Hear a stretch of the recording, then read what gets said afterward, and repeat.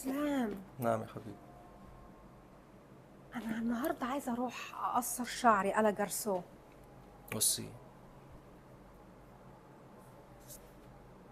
بس انت مش شايف انه خساره اطوله احسن؟ خليه. اصل مع الصيف والحر اعتقد العملي انه يتاثر. يعني بص، هخليه بس لغايه الودان، بس هقص 3 4 سم لغايه الودان كده. بصي، بس تاج المرأة شعرها، انا برضو عايزه يبقى عندي تاج طويل. صح، خليه. بس نفسي برضو اقصه. بصي بصي،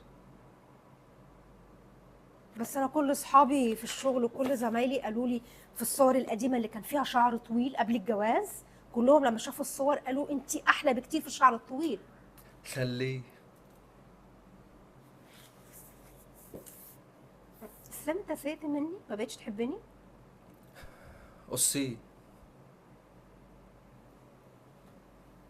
انت مش سامعني. بصي. بس انت مش سامعني صح؟ لا، سامع. انا بقول لك انت زهقت مني بتقول لي قصي. مش انت اللي عماله قصيه خليه قصيه خليه؟ اعمل لك ايه؟ انت اللي مش راسيه على حاجه. انا هو انا لما باجي احلق بقول لك احلق ولا اسيبه؟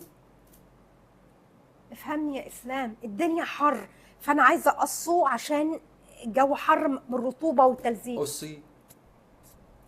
بس كل اصحابي في الشغل قالوا لي ان انا بالصور قبل الخطوبه كان شعري ناعم وطويل لغايه اخر ظهري، وبيقولوا لي انت احلى بكتير في الشعر الطويل. ايوه ايوه، خليه.